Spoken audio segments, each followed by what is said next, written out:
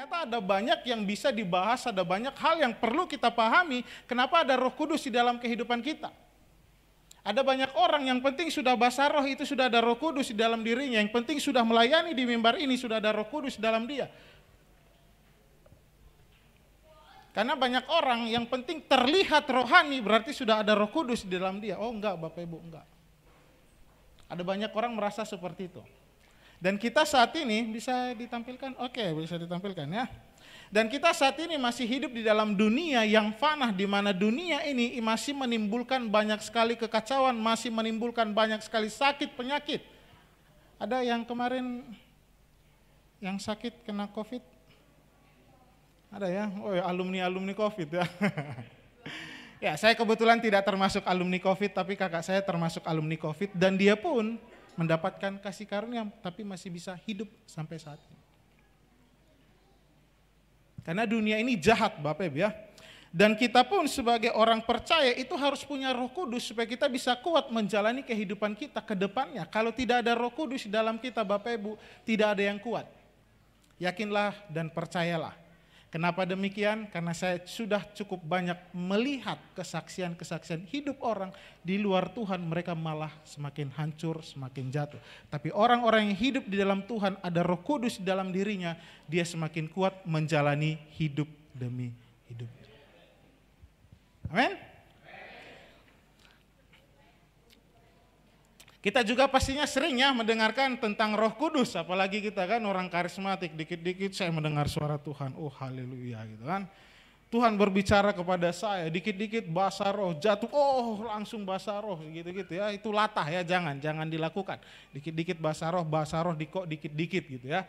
Jadi kalau latah itu salah, tapi kalau memang itu dari Tuhan ya dilakukan. Dan kita sering sekali mendengarkan tentang Roh Kudus, Roh Kudus, Roh Kudus, Roh Kudus.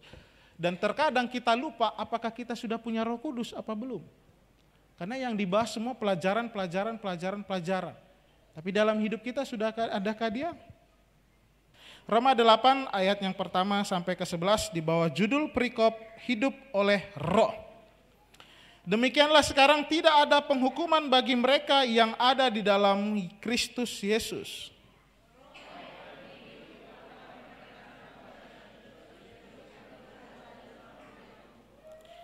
Sebab apa yang tidak mungkin dilakukan hukum Taurat karena tidak berdaya oleh daging telah dilakukan Allah dengan jalan mengutus anaknya sendiri dalam daging yang serupa dengan daging yang dikuasai dosa karena dosa. Ia telah menjatuhkan hukuman atas dosa di dalam daging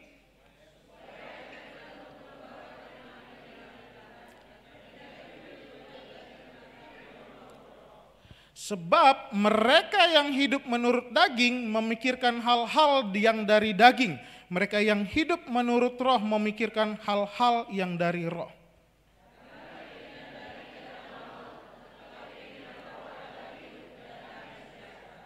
Sebab keinginan daging adalah perseteruan terhadap Allah karena ia tidak takluk kepada hukum Allah.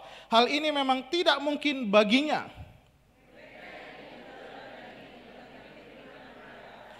Tetapi kamu tidak hidup dalam daging, melainkan dalam roh, jika memang roh Allah diam di dalam kamu. Tetapi jika orang tidak memiliki roh Kristus, ia bukan milik Kristus.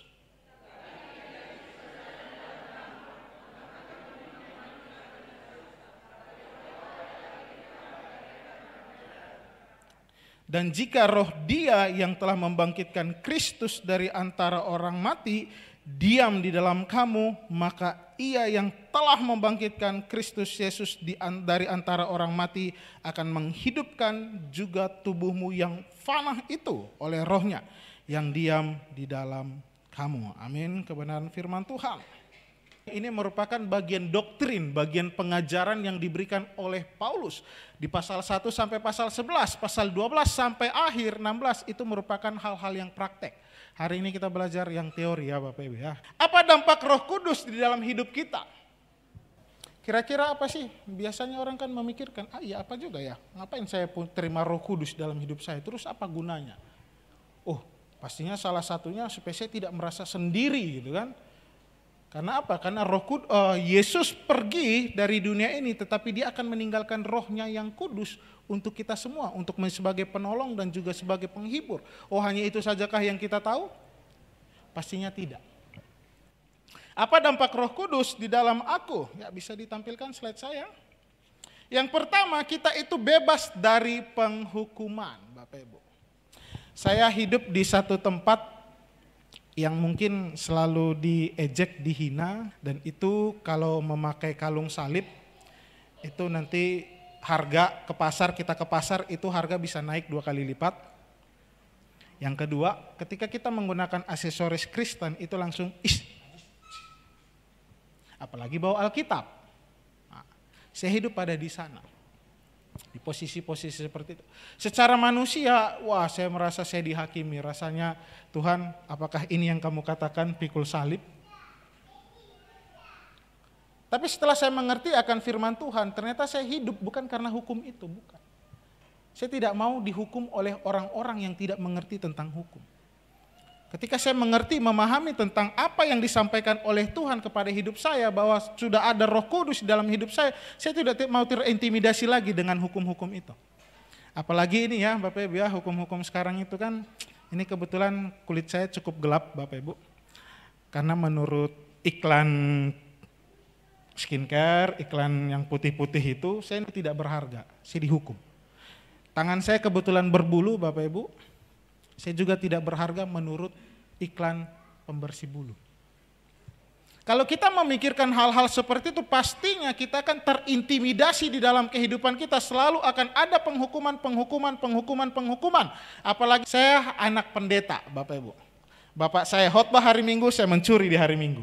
Saya ketangkap. Jadi sebelum bapak saya pergi ke gereja, dia jemput saya dulu sampai ke rumah, terus kita pergi ke gereja. Dan yang luar biasanya, bapak saya itu melayani kira-kira 20 tahun di penjara. Coba bayangkan Bapak Ibu ya. Bapak saya bagaimana mempertobatkan orang-orang di penjara sementara anaknya akan masuk ke sana. Oh, intimidasi itu luar biasa Bapak Ibu. Penghakiman, jelek, bodoh, apalagi kata-kata yang tidak baik dalam kehidupan kita. Ya Bapak Ibu paling paham lah ya, ada mungkin bahasa-bahasa daerah gitu kan. Itu penghakiman yang diberikan kepada kita secara sosial, tapi ketika saya tahu akan firman Tuhan, saya sudah tidak peduli dengan apa yang kalian katakan. Saya sudah tidak peduli. Karena itu bukan saya lagi.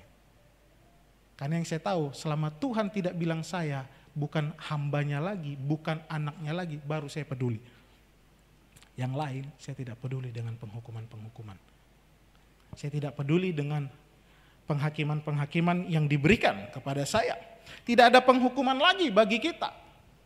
Kalau sudah ada Roh Kudus di dalam kita, sudah tidak ada lagi Bapak Ibu, tidak ada lagi. Penghukuman apapun itu tidak ada lagi di dalam kehidupan kita. Karena kita sudah dibebaskan. Karena Roh Kudus sudah ada di dalam kehidupan kita. Dan kita juga pastinya akan dibebaskan dari hukuman dosa dan hukuman maut. Kalau kita baca lagi kitab Roma, upah dosa ialah maut. Itu artinya kemana? Neraka, kematian. Ada yang sudah pernah merasakan di ujung tanduk hidupnya, antara hidup dan mati? Ada juga ya. Agak ngeri ya Pak ya. Geser ke sini kemana, geser ke sini kemana. Dan maut Bapak Ibu itu satu tempat yang sangat-sangat tidak enak di muka bumi ini. Sangat-sangat tidak enak. Coba bayangkan, tadi saya dengar suara simbalnya cukup keras gitu ya. Taruh 20 simbal kiri kanan. Tang tang tang tang tang tang tang. Itu mungkin bunyinya bunyi simbal ya. Tapi kalau di neraka itu gertak gigi Bapak Ibu. Menyeramkan, menakutkan dan segala macamnya. Kalau kita tidak berada di dalam Yesus Kristus, kalau Roh Kudus tidak ada di dalam kita, kita salah satu orang yang harusnya ada di sana. Enak? Oh, jawabannya tentu tidak. Apakah hukum dosa ketika saya mencuri, harusnya itu saya akan dihukum secara langsung. Tapi ketika saya mencuri, kenapa saya tidak dihukum ya? Seperti halnya Ananias dan Safira, ketika dia berbohong kepada Roh Kudus, dia langsung mati di tempat. Kenapa kita tidak ya? Kita dikasih kesempatan Bapak Ibu. Banyak sekali teman-teman saya ketika saya ajak ke gereja, jadi walaupun saya nakal, saya masih sering ke gereja dan selalu ke gereja. Dan saya ajak, ayo kita ke gereja. Enggak, kalau saya ke gerejamu nanti saya takut bangunan rumah gerejamu runtuh. Sudah salah kamu kawan, tidak. Karena apa? Karena biasanya ketika orang-orang yang melakukan kejahatan itu pasti matanya akan melihat kepada mereka. Apalagi habis keluar dari penjara, mata akan tertuju pada Anda gitu kan. Hati-hati, jangan duduk di sebelah dia. Dia maling itu dulu bekas narapidana, bla bla bla bla. Itu yang selalu yang muncul di dalam kehidupan kita yang membuat kita pada akhirnya akan dihakimi. Tapi hari ini saya ingin ingatkan, ketika kita sudah bertobat, kita terima Yesus sebagai Tuhan dan Juru Selamat dan Roh Kudus hadir di dalam kehidupan kita, masuk di dalam hidup kita, kita menjadi manusia yang berbeda, manusia yang diubahkan. Jadi ketika seorang bertobat itu harusnya dia menuju ke neraka itu harusnya berbalik 180 derajat Bapak Ibu ya, bukan 360 derajat ya. Kalau balik 360 derajat itu begini kira-kira Bapak Ibu. Nah ini 360 derajat. Jadi mutarnya setengah lingkaran. Kalau kita mutarnya 360 derajat, ujung-ujungnya kemana? Balik lagi ke jalan yang salah. Kita harus berpaling. Hidup kita harus diubahkan. Makanya firman Tuhan mengatakan kerjakanlah keselamatanmu. Jangan serta-merta kita sudah selesai, saya sudah bertobat, saya sudah dibaptis, saya sudah dapatkan karunia. Banyak hamba Tuhan, firman Tuhan berkata, aku tidak mengenal engkau. Aku sudah menyembuhkan demi namamu, aku sudah mengusir setan demi namamu. Seolah-olah kita dipakai Tuhan kan? Seolah-olah kita dipakai Tuhan karena kita bisa melakukan ini, itu, sana, sini. Tapi kenyataannya Yesus berkata, aku tidak mengenal engkau. Jadi jangan mau dihakimi Bapak Ibu. Yang ketiga, Kristus telah menggenapi hukum Taurat bagi kita semua. Jadi Bapak Ibu sebenarnya saya memberikan satu statement yang agak-agak ini, tolong jangan dianggap saya sesat, nanti saya perbaiki ya. Keselamatan ada dua Bapak Ibu. Yang pertama itu melalui hukum Taurat. Oke? Sebentar, jangan ditolak dulu ya. Sebentar ya. Hukum Taurat itu harus benar-benar berhasil Bapak Ibu. Tanpa salah, tanpa cacat. Kalau terjadi kesalahan berarti cacat. Sampai tidak menyelesaikan hukum Taurat? Tidak. Jadi seorang imam itu dikatakan dia sekali setahun itu harus masuk ke dalam ruang Maha Kudus, itu selama setahun dia dikuduskan Bapak Ibu. Kalau dia tidak kudus, dia masuk ke sana, makanya dikatakan itu diikat talinya terus dikasih giring-giring. Kalau dia sudah tidak ada gerakan, itu nanti ditarik. Nah jadi seperti itu Bapak Ibu, selama 1 tahun itu harus hidup kudus. Saya nggak ngerti lah gimana caranya supaya hidup kudus ya setahun ya. Apalagi di zaman sekarang ini ya. Buka handphone saja tiba-tiba yang muncul kita mau cari di Google gitu yang muncul yang lain-lain gitu kan. Kita mau baca WA gitu harusnya bacanya yang baik-baik tapi yang muncul apa? Gosip. Kita nggak bisa menjaga kekudusan kita selama 1 tahun. Apalagi melakukan firman Tuhan, melakukan hukum Taurat selama 1 tahun. Dengan baik, dengan benar. Pada akhirnya tidak ada satu orang pun yang mampu melakukannya. Selesai ya, clear ya. Berarti keselamatan melalui hukum Taurat itu tidak mungkin bisa terjadi. Karena apa? Karena Bapak Ibu akan bekerja tahun demi tahun, hari demi hari untuk apa? Untuk mempersembahkan korban Bapak Ibu. Korban penghapus salah, berapa kali kita bersalah selama sehari, berapa kali kita melakukan hal-hal yang tidak baik, kita harus berkorban. Itu pun ukuran korbannya beda-beda lagi, sehingga kita tidak bisa. Tapi ada satu pribadi yang menyelesaikan hukum Taurat itu, yaitu Yesus Kristus. Ketika dia sudah selesai dengan hukum Taurat, dia berikan jalan yang baru. Makanya dikatakan, barang siapa yang percaya, beroleh keselamatan. Enak ya jadi orang Kristen ya. Orang-orang di luar sana, mungkin tetangga-tetangga kita, agama-agama sebelah dan yang lainnya, kepercayaan-kepercayaan yang lain, sampai hari ini masih melakukan yang namanya hukum.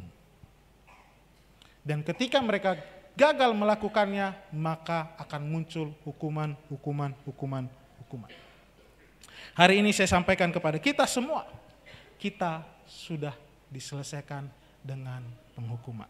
Jadi kita bebas dari hukuman. Amin. Atau ada di sini yang masih terpaku dengan hukuman. Aduh, kalau saya nanti begini salah enggak ya? Kalau saya melakukan begini salah enggak ya? Jangan pikirkan salah benar lagi. Sekarang sudah tidak benar salah lagi ya, atau betul batal ya. Bukan itu lagi. Apa yang harusnya firman Tuhan sampaikan, kita lakukan. Tidak peduli yang lain. Kalau memang Tuhan bilang begini, lakukan. Kalau Tuhan bilang seperti ini, lakukan. Jangan, apalagi kadang gini ya.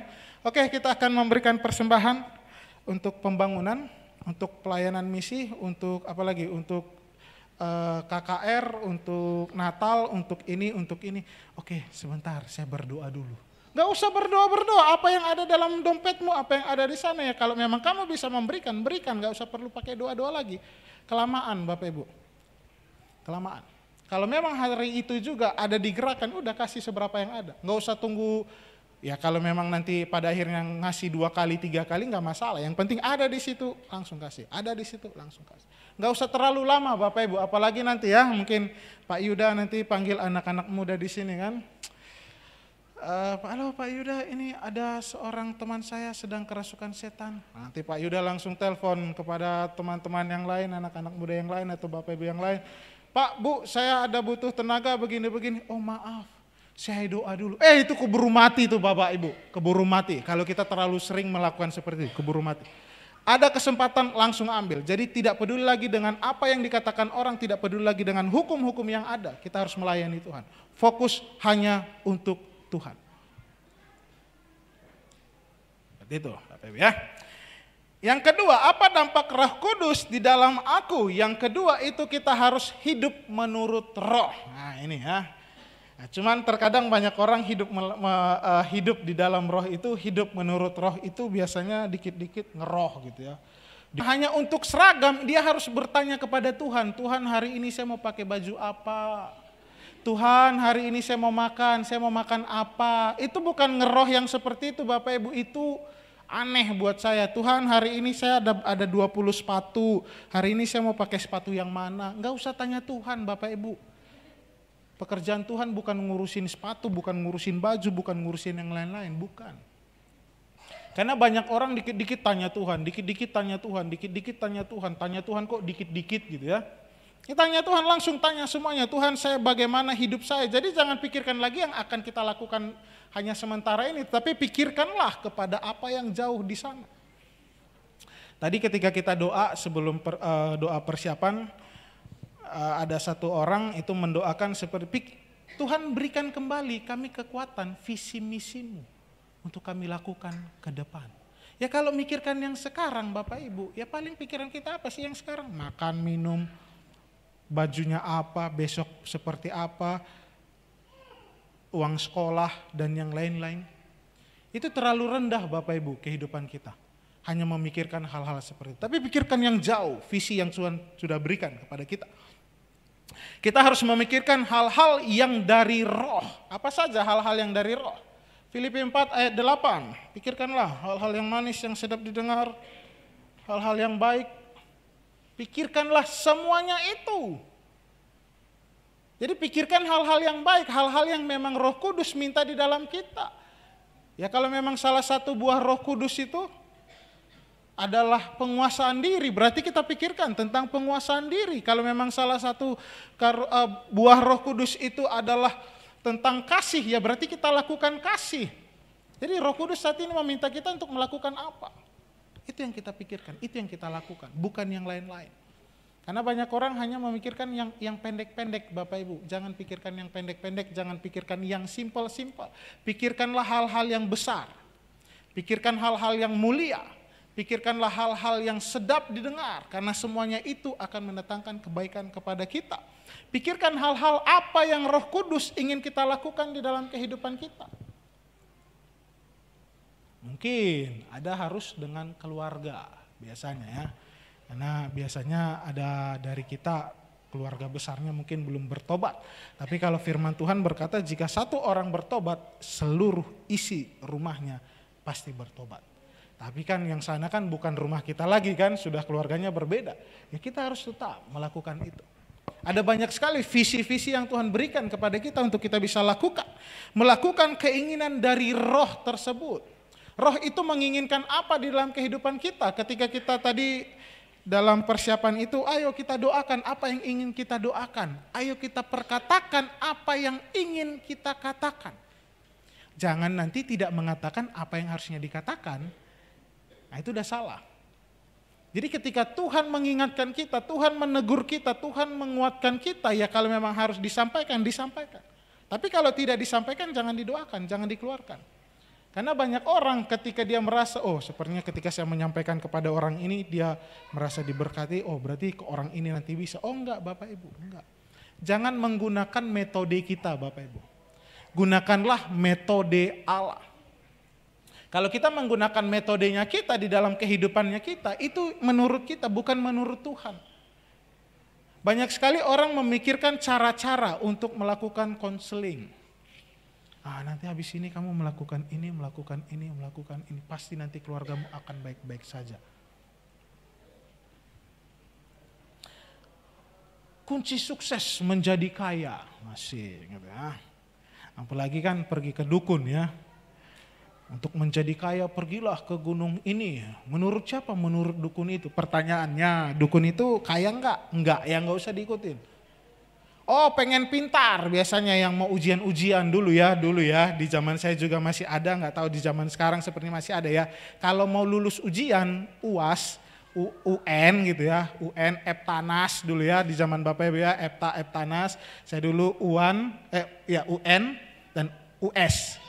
Nah, sekarang ujian nasional dan sebagainya ya, itu kita harus pergi ke kuburan neneknya kita. Padahal neneknya kita nggak lulus SD, ya kan? Kita ujian SMA, ya nggak nyambung, nggak usah diikutin, nggak usah. Oh tapi ini kan sudah tradisi, Allah tradisi. Segala sesuatu yang tidak sesuai dengan firman Tuhan tinggalkan. Mau tradisi, mau apapun itu tinggalkan. Karena roh yang menginginkan kita melakukan apa, itu yang harus kita lakukan, bukan menurut tradisi demi tradisi. Karena banyak orang melakukan itu ya. Ada yang sudah yang belum menikah, yang mau menikah di sini? Halo? Yang mau menikah dan belum menikah? Jangan pernah menikah dengan tradisi.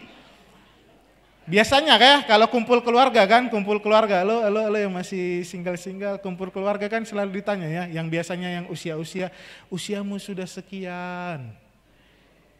Ya kan? Ya kalau memang Tuhan belum bilang kita harus menikah, ya nggak usah menikah, jangan menikah dulu. Karena apa? Banyak sekali orang melakukan pernikahan karena keinginan daging, bukan keinginan roh. Sehingga pada akhirnya apa yang terjadi? Nikah, setahun, 2 tahun, 3 tahun, berantem, cerai. Ya kalau memang belum waktunya nggak usah nikah. Tapi kan tradisi bilang harus usia sekian sudah menikah. Enggak. Kalau Tuhan bilang enggak, ya enggak usah dilakukan. Kenapa kamu menikah? Karena saya sudah disiapkan oleh Tuhan dan saya sudah siap untuk menjadi imam, untuk menjadi kepala keluarga di dalam keluarga yang baru. Itu baru, kalau belum jangan. Jangan nanti, karena saya sudah cinta dengan dia. Allah tanya itu orang-orang senior di sini, menikah dengan cinta itu seperti apa? Yang menikah ya pastinya dengan cinta, dengan plus, dengan ada keuangan, ada kehidupan, bla bla bla dan sebagainya. Kalau memang Tuhan tidak sampaikan ya sudah, jangan dilakukan. Yang ketiga, yang terakhir itu adalah kita hidup di dalam hukumnya Allah. Menurut hukum, kalau kita hidup menurut roh berarti kita hidup di dalam hukumnya Allah. Pastinya kalau saya tanya hukumnya Allah pasti sangat banyak sekali ya. Apa saja itu Bapak Ibu hukumnya Allah? Mungkin kita ambil salah satu aja ya, hukum Taurat. Hukum Taurat ya. Hukum Taurat ada 10. Ya, 4 ke atas, 6 vertikal, kan? Nah, pertanyaannya, sudahkah kita melakukan semuanya itu? Pak, tadi kan Bapak bilang, Mas, Om, Bang, tadi kan sudah bilang tadi di depan, kita hidup di dunia yang fana, di mana segala sesuatunya itu masih akan membawa kita kepada hal-hal yang tidak baik. Bagaimana mungkin saya bisa melakukan semuanya itu? Oke, kita tinggalkan ya hukum-hukum Taurat, kita tinggalkan ya. Kita masuk kepada Yohanes pasal yang ke-13. Maaf, 13 sampai 15. Yaitu ada hukum yang baru yang Tuhan berikan kepada kita. Yaitu adalah hukum apa? KASIH. Dah? Sudahkah kita melakukan hukum yang itu? Hukum yang terutama. Matius pasal 22. Kasihlah Tuhan Allahmu dengan segenap hatimu. Hukum yang sama dengan itu adalah kasihilah sesamamu. Sudahkah kamu mengasihi di kiri kananmu? Biasanya suami istri biasanya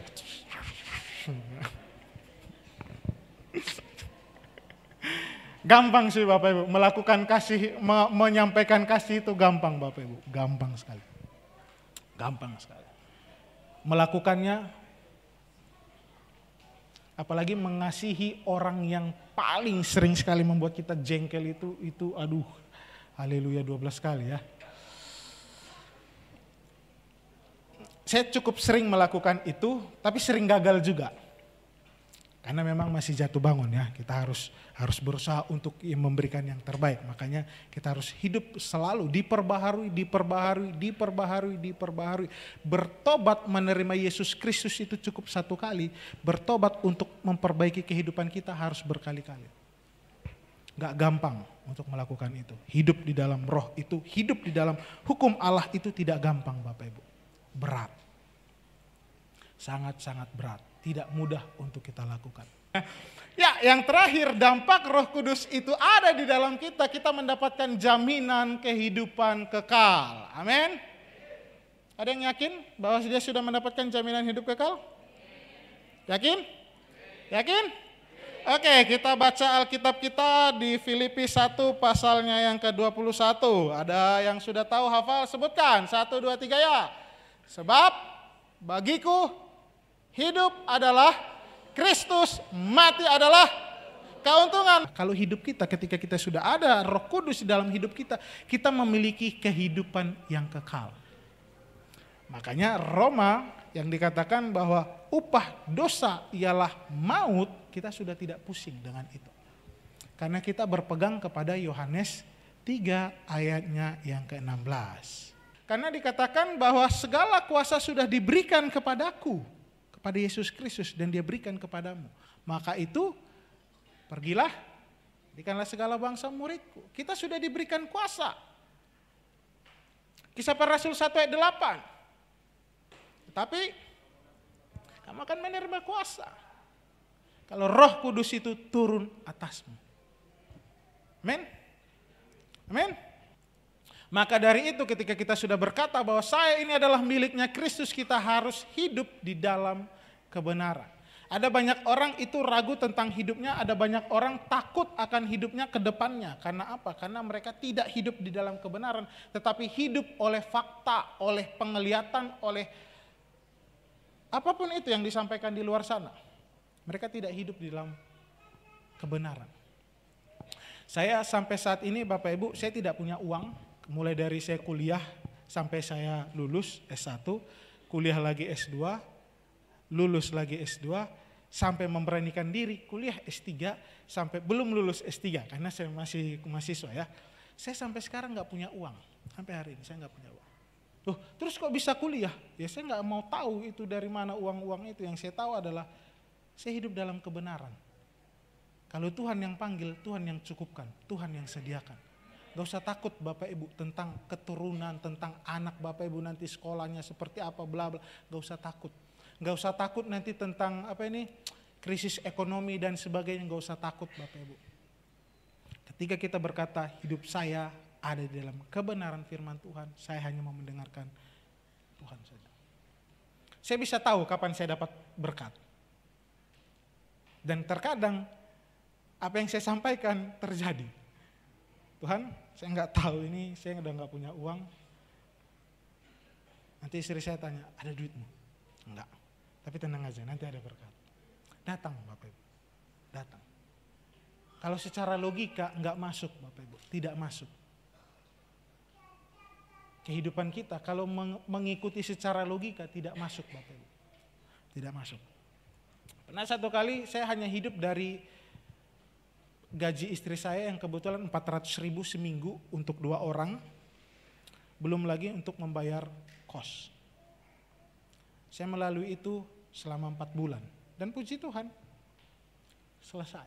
Loh, terus dari mana semuanya itu Pak? Saya tidak tahu. Saya tidak tahu. Dan saya tidak mau tahu itu dari mana saja berkat-berkat itu. Karena saya tahu Tuhan menyediakan itu untuk anak-anaknya. Dan firman Tuhan berkata, tidak akan sampai meminta-minta. Yang terakhir, bangkit dari antara orang mati. Harusnya kita semua Bapak Ibu harusnya ada di dalam neraka. Harusnya kita menerima kematian yang kekal. Tetapi melalui Yesus Kristus, Dia menggantikan kita Bapak Ibu. Sehingga kita memperoleh hidup yang kekal. Masih ada yang ragu tentang kehidupannya? Mati nanti mau kemana? Kalau orang Batak ada lagunya ya, lagu Jack Marpaung ya.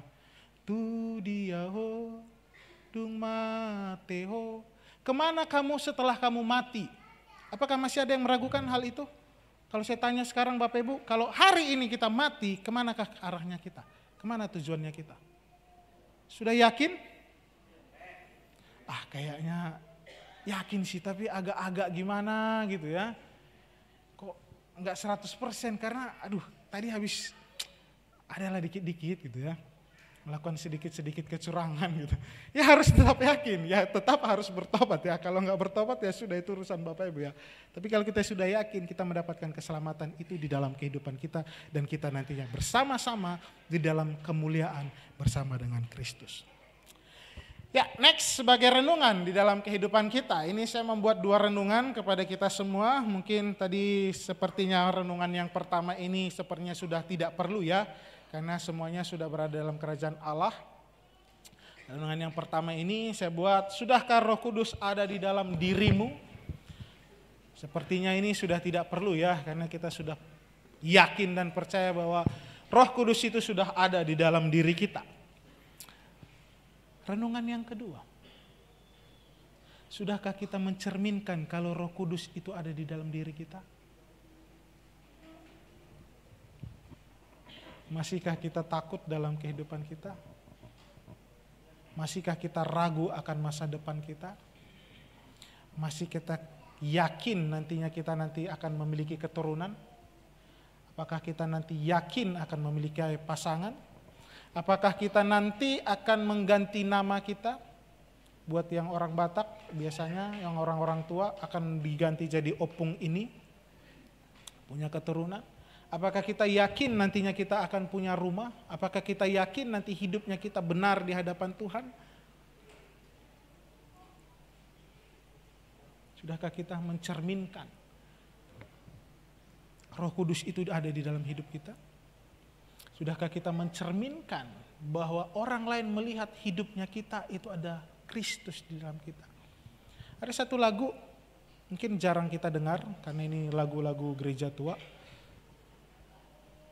Hidupmu adalah kitab yang terbuka, dibaca sesamamu. Sebenarnya itu ayat dari firman Tuhan. Apakah orang lain melihat ada Kristus di dalam kehidupan kita? Kalau belum, berarti kita masih gagal untuk mencerminkan bahwa di dalam diri kita itu ada Roh Kudus. Hari ini sebagai kesimpulan dalam kehidupan kita, mari saya undang pemusik untuk maju ke depan. Kehadiran Roh Kudus di dalam kehidupan kita bukan sekedar konsep teologis Bapak Ibu. Bukan hanya sekedar akademis saja, melainkan realitas kehidupan kita yang mengubahkan. Roh Kudus itu mengubahkan Bapak Ibu. Jangan pernah berpikir untuk membuat orang bertobat. Jangan pernah berpikir seperti itu. Jangan. Tapi Roh Kudus itu akan mengubahkan. Tugas kita adalah menyampaikan firman. Menyampaikan firman. Urusan dia bertobat itu urusannya Tuhan. Buat kita yang ada di tempat ini, suami istri mungkin tidak ada bersama-sama dengan kita. Doakan terus, doakan terus, doakan terus. Tidak usah pedulikan nanti kapan dia harus datang kepada Tuhan. Gak usah dipedulikan. Tugas kita hanya menyampaikan. Dia membebaskan kita dari hukuman. Memampukan kita untuk hidup dalam kebenaran. Menjamin kebangkitan kita. Jadi Roh Kudus tidak hanya sekedar teori, tidak. Tetapi itu yang akan menghidupkan kita. Maka dari itu marilah kita sama-sama menyadarinya ya. Menyerahkan seluruh hidupnya kita untuk dipimpin oleh Roh Kudus dalam kehidupan kita. Dan mengalami kuasa-kuasa yang dapat memerdekakan dan dapat menghidupkan kita dan dapat melakukan apa yang Tuhan inginkan di dalam kehidupan kita. Hari ini saya mengajak kita untuk merenungkan, apakah kita benar-benar sudah mencerminkan Roh Kudus dalam kehidupan kita. Mungkin kita tadi sudah dengan yakin, dengan mantap bahwa Roh Kudus sudah ada di dalam hidup saya. Roh Kudus sudah ada dalam hidup saya. Apakah kita sudah mencerminkan, sudah membuktikan, sudah menunjukkan kepada orang-orang di luar sana